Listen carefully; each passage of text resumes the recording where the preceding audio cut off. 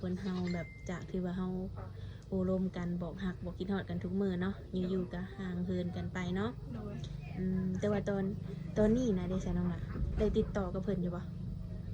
บอกคือบ่ได้คุยโทรหากับบ่หับเสร็จกับบ่ตอบมานะบ่โอ้เปิดพอบเปิดภาพเนาะ เสมอยังเดินตื่นแต่นอน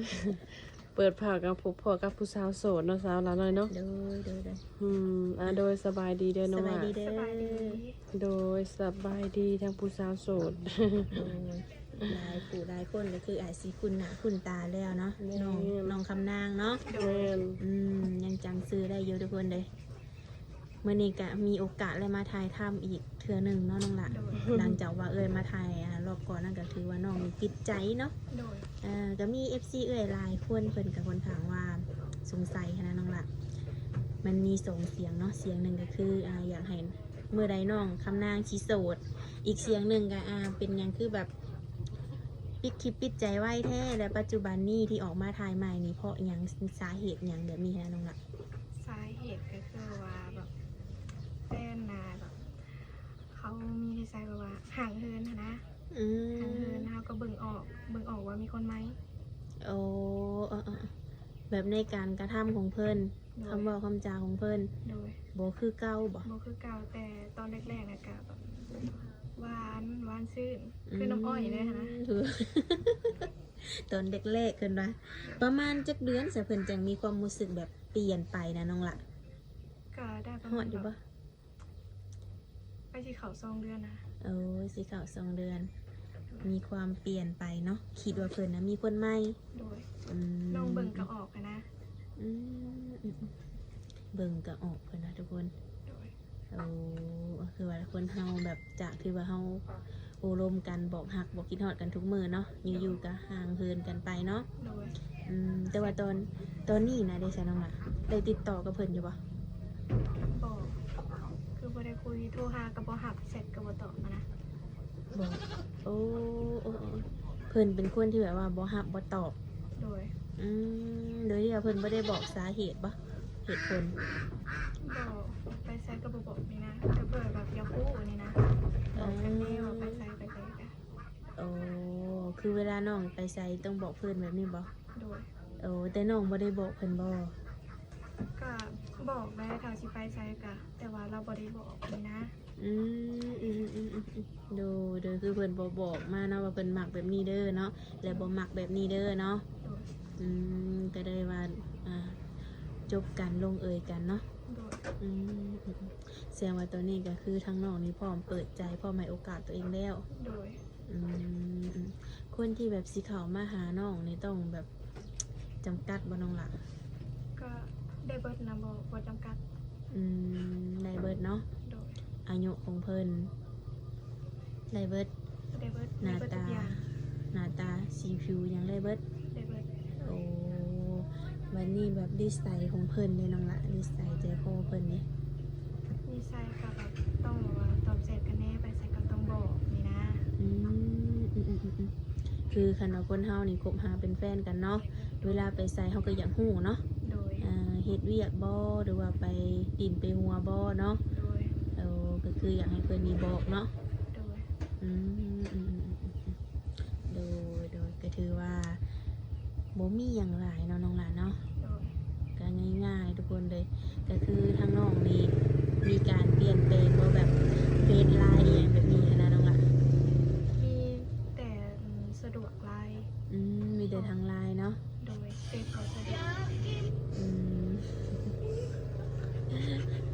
เสมอกันเนาะ ฮ้อนเพลงเลยเลย มื่อนี้ก็แบบเปลี่ยนวิวในเนาะสมัยมื่อนี้เปลี่ยนคือมื่อนี้ก็ออกมาอันนี้เป็นหน้าของน้องเองบ่มื่อนี้นะ โดยหน้าของน้องเอง มื่อนี้ออกมาให้มาหน้าเนาะไปได้ไทยหุดไทยหยังเรียบร้อยเลย กะยังบ่ได้เอาเบิดท่านะ แต่ว่า แม่จะบ่นอนอยู่ปีกินล่ะ โมเมนต์ ไป ได้ แล้วไป โอ้แล้วไป ตก เอ้ ใจ ยได้คิดว่าเอ้ยน้อง ว่าดอก ก็คือแบบข้างนอกนี่เป็นลูกสาวหลาเนาะแม่นบ่ ลูกสาวกลาง เอาลูกสาวกลางยังมีน้องอีกอยู่บ่ โดยยังมีน้องอีก โอ้โดย คือทางเอ่ยก็มากับรอบที่แล้วนะก็ถือว่าปิดใจเนาะบ่ได้ถามอีหยังมากมายค่ะนะคือน้องคำนางนี้ได้ทำได้เฮียนฮอดใส่น้องล่ะ อันม.6 ม.7นี่แหละ อืม เราก็จบ ดู ต้อง คือ ได้ไปต่อ โอ้คือบ่ไปต่อน้องล่ะ เพราะว่าแบบต้องหาเงินนะมาซื้อคุยซื้อหันซื้อหนีนะมาให้แม่ ค่าใช้จ่ายหลายว่าซั่น โดย โอ้แบบฐานะครอบครัวน้องก็เป็นอะไร กาแบบกลาง กลางๆเนาะ ๆโดย บ่รวยแล้วก็บ่ลำบากเนาะทุกคน โดย พอดีพองามเนาะ โดย คือทั้งน้องเนี่ยออกมาเปิดใจในรอบนี้เนาะ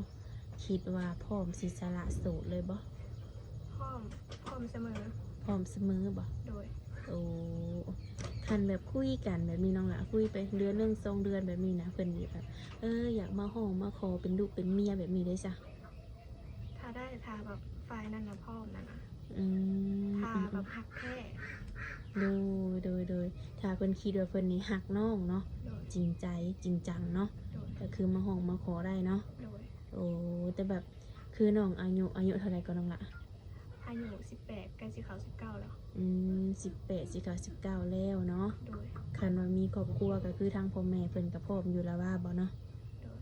อืมโดย มืออื่นก็ครบอายุ19แล้ว เอ้ามื้ออื่นวันเกิดบ่ โดย ว้าครบ19 ปีทุกคนแล้วนะ กำลังแบบใกล้สิเต็มสาวแล้วเนาะสมัยเนาะ โดยคือทั้งน้องนี่ก็ยังบ่เคยแบบผ่านการแต่งงานสร้างครอบครัวเนาะคันผู้ชายเพิ่นเคยมีลูกมีเมียมีลูก1ลูก2ลูก3แบบนี้เด้ ก็น้องบุตี้ได้ค่ะว่าเลิกกับเมียแล้วนะ อืม น้องบุตี้น้องนะแบบได้เบิด โดยได้เบิดเนาะ โดย โอ้ก็ถือว่าหนุ่มๆที่สิเขามาหาน้องนี่หน้าตาอายุเนาะพอห่างพอหมายลูกติดอีหยังก็ได้เบิดเนาะ ได้เบิด โอ้แบบอาชีพของเพิ่นได้น้องละอาชีพการงานของเพิ่นนี่ ก็ได้ถ้าว่าแบบเอกงานเห็นงานดีนะ อืม ถ้าอยู่ต่างประเทศก็ได้ โดยได้เบิดเนาะ โดย ขอแค่ว่าแบบดูแลเฮาได้เนาะ ดูแลเทคแคร์ดีอะนะ อืม ให้ยังก็ให้ได้ โดยคือแบบอย่างเช่นน้องคำนางอยากได้หยังก็ต้องให้ได้แบบนี้บ่ โดย อื แต่ ม น้องนะโดนคอเถื่อนะ โอ้โดยกับบ่ถึงขั้นว่าอยากได้นู่นอยากได้นี่ทุกมื้อเนาะ โดย อืม โดนคอเถื่อดิ โดยก็เป็นคนที่ว่าขอคนที่แบบว่าดูแลเทคแคร์เนาะ โดย การคุยกันนี่ก็เสมอต้นเสมอปลายใช่เนาะหวานตอนแรกๆปลายจืดกับบ่เอาได้เนาะน้องละ บ่เอาแล้ว โดยออกมาในมื้อนี้ก็กินข้าวเที่ยงแล้วบ่มื้อนี้ค่ะ กินแล้วกินตำกระปุ้นอย่างเดียว โอ้กินตำข้าวปุ้นใครเป็นคนต หมู ำบอกคิดว่าน้องเลย เฮ็ดเป็นอยู่ว่าน้องกะ ได้เบิดเห็ดกระเพาะกระเพรานี้ได้เบิด เฮ็ดกับข้าวยังเป็นเบิดทุกอย่าง โดย โอ้โดยถือว่าเก่งนี่นะอายุ18สิเข้า19ก็ถือว่าไล่เบิดทุกสิ่งทุกอย่างเนาะ โดยคันว่าน้องนี่แบบคุยกับหนุ่มไทยเนาะหรือว่าหนุ่มต่างประเทศแบบนี้นะน้องละเพิ่นแบบอยากมาห้องมาขอไปอยู่น้ำแบบนี้ได้ซะ ก็โอเคได้ถ้าว่าเราหักแท้หักจริงค่ะนะ อืม แบบว่ามีคนอื่นบดจืดบดจางความหักนะ โดยค่ะเสมอต้นเสมอปลาย โดย ก็คือแบบคันเพิ่นมาขอกับไปอยู่น้ำเพิ่นได้บ่ โดย โอ้มันนี่แบบสมมติว่าเรื่องค่าชิ้นสอดอีหยังแบบนี้ได้สันน้องละแพงบ่ไปอยู่น้ำเพิ่นนี่นะ ก็ค่าดองกับโบแพงนะแต่คนอื่นนะสิคิดว่าค่าดองน้องแพงก็แล้วแต่สิคิด เดี๋ยวจะเป็นสิคิดเนาะ โดย โดยจะคิดว่าเอาสำบันสำเมืองหรือว่ารุดหมู่หรือว่าเพลงหมู่ เอาสมบัติสำเมืองนะปกติ สำบันสำเมืองเนาะ โดย ก็เนาะเราไปอยู่น้ำลูกน้ำพัวกับคารองกับสีอีกแบบหนึ่งเนาะ โดย คันว่าพัวมาอยู่น้ำกับสีอีกแบบหนึ่งทุกคนเลยแล้วแต่เนาะบางทีเบาบ่ได้เผื่อเพิ่นบ่สะดวกมาอยู่พี่เนาะอยากเล่นน้องคำหน้ามีไปสั่งไปซาน้ำอย่างแบบนี้นะก็คือไปน้ำได้เนาะน้องหลานเนาะ อยู่ไห้อยู่หน้าก็มีแบ่มีหมา มีเบิด มีไก่มีเป็ด กบก็มีสวย ถือว่ามีครบเนาะนั่นเป็นอย่างเนาะมันคือมืดๆเนาะโดยคำพุ่นบ่สิมาเฮือนนี่นะ ขำถาวันเกิดน้อง เออ ลูกของน้าไพ่ โอ้ ขำเกิดเดือนเมื่อเพราะว่าเขาสิสะพายวันเกิด บอก โดย ป้าเป็นจานะตื่นเต้นเลยเนาะ มีการสะพายวันเกิดอีกทุกคนเลย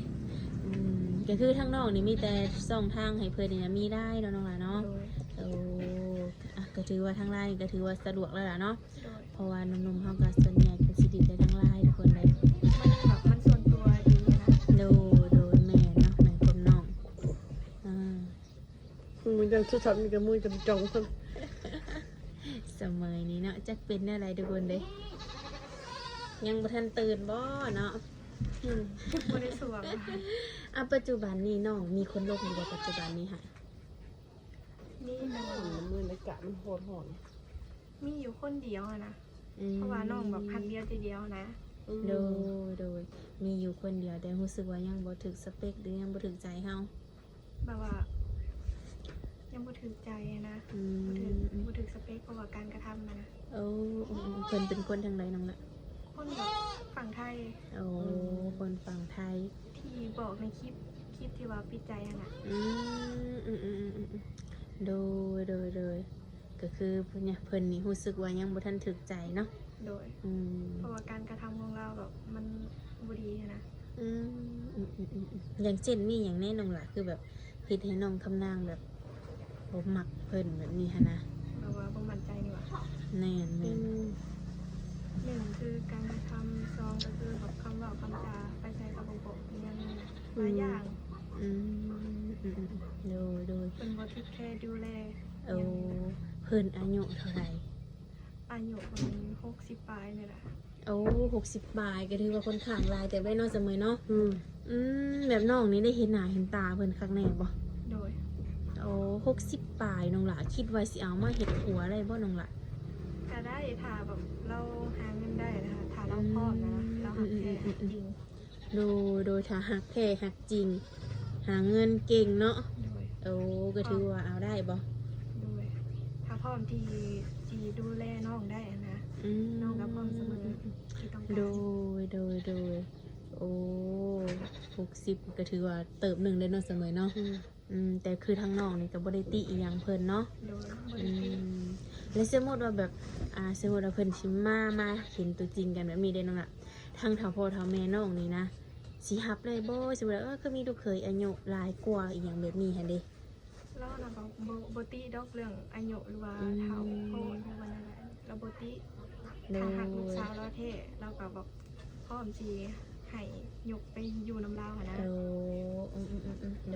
โดยอันนี้ก็ต้องขึ้นอยู่กับทางฝ่ายชายเนาะว่าสิเฮ็ดให้ทางพ่อแม่น้องนี่ไว้เนื้อเชื่อใจซำใดเนาะถึงกันกับสิยกลูกสาวให้ไปดูแลเนาะมื้อนี้เพิ่นอยู่ให้อยู่หน้าบ่ทางพ่อทางแม่ บอกพ่อแม่อยู่เพื่อน โอ้ดูก็สิหอดยามหายามหน้าเลยจะพาหาลูกเคยมาให้เพิ่น โดยหาลูกเคยมาดำนาสอน สิ ไถ ได้ นาน แม่ใจเร็วไวได้ซะเนาะ ำโดยพี่แม่ก็บอกอยู่เมื่อวานเนี่ยว่า บ่ หาลูกเคยมาดำนาซอยเด้อว่า เสียอยากได้ลูกเคยแล้วซะเนาะ อยากได้ลูกเคยแล้ว โด หาย ลูกเคยมาดำหน้าซอยนะวะมาถ่ายหน้าซอยแน่วะ โดยพาออกมาได้ซะทุกคน โดย ยังดีตอนหับเพิ่นแล้วว่า โดยตอนหับเสมอ ตอนหับเสมอเนาะ ไพ่ที่แบบอยากมาเยี่ยมมายามกันมาเยี่ยมมายามได้นะ เยี่ยมยามได้เนาะ โดย คือน้องกำนานก็เป็นคนแบบว่าโอ้หุ่นหน่อยหุ่นบางแห้งดีน้องละผมนี่ก็ยาวสำหรับผมนี่ เอ้ยจะอ่อนแต่ผมกับหุ่นน้องนี่คือมาหุ่นดีคักแท้เนาะเสมอแบบโบคิดอยากตัดในบ่น้องละผมนี่ แบบแท่งนะกว่าสิจงได้ แมนความเนาะ โดย คือ มาแบบแนวบำรุงผมมาแล้วแบบ ปะไว้จักปีนี่ มัน4-5 ปีประมาณนั้น 4-5 ปีโอ้ แล้วก็ตัดออกอีก อีกเพราะว่ามันแตกปลายมันบ่งามเขาว่า อืม ตัดออกมาเดียว โดยอ่ะก็คือไว้ผมยาวกับหนะฮักเป็นตะแพงดีเนาะเสมอเนาะ อืม นี่แหละนุ่มเพิ่นก็เลยว่าสนอกสนใจอยากอยากรวมนำรอบที่เดียวที่ว่าน้องปิดใจไปก็ก็มีหลายผู้หลายคนอกหักมาบ่ทันอีกแล้วแบบ มา นี้ บ่ทันรอบนี้มาให้ทันเด้อสา คือทั้งน้องนี่เป็นคนที่แบบว่าหักเดียวใจเดียวเนาะ โดย เวลาคุยกับไผคิดว่าหมั่นใจแล้วก็คือปิดคลิปปิดใจกับเพิ่นเลย โดย แต่รอบน้องล่ะ รอบนี้สิเบิ่งเพิ่นโดนอยู่บ่ก่อนสิปิดใจนี่ น่าจะเบิ่งไปเรื่อยๆเรื่อยๆอะน่าจะดนอยู่ อืม เบิ่งการกระทำของเราก่อน โดยคือน้องปิดใจจักเทื่อน้องล่ะตั้งแต่เปิดคลิปมานี่นะ พ่อประมาณจะเถื่อ2 เถื่อหรือว่า3 เถื่อประมาณนั้น แต่ก็ยังบ่สมหวังเนาะ โดย คือน้องนี่ยอมรับว่าน้องนี่เป็นคนที่แบบว่าใจเนาะน้องล่ะเนาะ โด แบบ ย เว้าคำใดกับคำนั้นน้องเป็นคนสื่อตรงกับความหัก โดยก็หวังว่าคนที่สิเขามาหาน้องก็จริงใจเนาะบ่ตัวบ่ต้มเขามาโดยความจริงใจ โดย คือทางน้องก็พร้อมให้โอกาสเสมอเนาะโดยก็โอเคเนาะเสมอคือสิฮ้อนแฮงแล้วล่ะ เมียนโหดให้แล้วข่อยเลย จังใดก็ให้น้องนี่พบพ่อเนื้อคู่หรือว่าพบพ่อคนที่ดีๆเนาะเขามาในชีวิตนั่นแหละจังใดก็ทางเอื้อยและทางทีมงานเอื้อยก็สิได้แจกทางติดต่อให้ทางนมๆเพิ่นเนาะเพื่อว่าได้เขามาโอมาลมน้ำน้องเนาะโดยก็โอเคนะน้องหลานเนาะไปพบพ่อกันในคลิปหน้าเนาะ โดย เจอกัน โดยสบายดีเด้อ